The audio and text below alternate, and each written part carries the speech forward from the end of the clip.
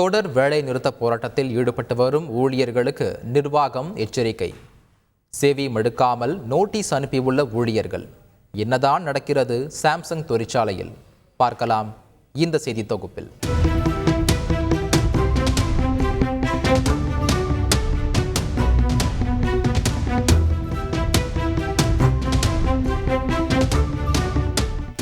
காஞ்சிபுரம் மாவட்டம் ஸ்ரீபெரும்புதூர் அடுத்த சுங்குவாற்றத்திரத்தில் எலக்ட்ரானிக் வீட்டு உபயோகப் பொருட்கள் தயாரிக்கும் சாம்சங் தொழிற்சாலையில் 5000க்கும் மேற்பட்டோர் பணியாற்றி வருகின்றனர்.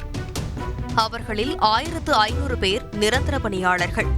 ஊதிய உயர்வு, 8 மணி நேர வேலை, CITU தொழிற்சங்க அனுமதி உள்ளிட்ட கோரிக்கைகளை வலியுறுத்தி கடந்த 9ஆம் தேதி முதல் தொடர் வேலைநிறுத்த போராட்டத்தில் ஈடுபட்டு வருகின்றனர் ஊழியர்கள். தொழிலாளர் துறை துணை ஆணையர் கமலக்கண்ணன், செயலாளர் வீரராகவராவ், அமைச்சர் கணேசன் தலைமையில் நடைபெற்ற 3 கட்ட பேச்சுவார்த்தையும் தோல்வி. இதனிடையே கடந்த 16ஆம் தேதி ஆட்சியர் அலுவலகம் அருகே 100க்கும் மேற்பட்டோர் பேரணியாக சென்றபோது கைது செய்யப்பட்டு அவர்கள் மீது வழக்கும் பதிவு செய்யப்பட்டது.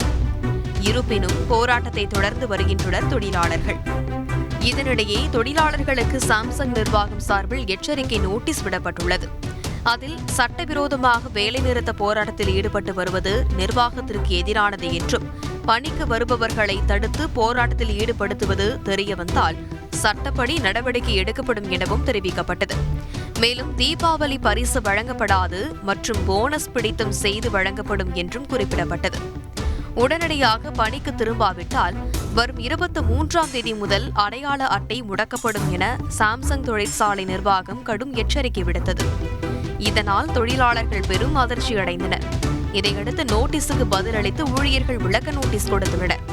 அதில் நாங்கள் சட்டவிரோதமாகவோ யாரும் தூண்டிவிட்டோ போராடவில்லை என்றும், பேச்சுவார்த்தைக்கு CITU தொழிற்சங்கத்தை அழைக்க வேண்டும் எனவும் தெரிவிக்கப்பட்டுள்ளது. அத்துடன் நாங்கள் ஒன்றும் குழந்தைகள் அல்ல, 18 வயது பூர்த்தி அடைந்தவர்கள்தான் என தெரிவித்துள்ள தொழிலாளர்கள் விதிகளுக்கு முரணாக வேலை நிறுத்தத்தில் ஈடுபடவில்லை என்று விளக்கியுள்ளனர்.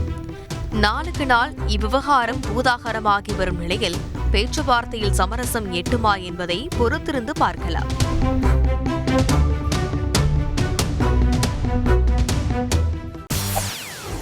செய்திகளை உடனுக்குடன் தெரிந்து கொள்ள உடனே சப்ஸ்கிரைப் பண்ணுங்க.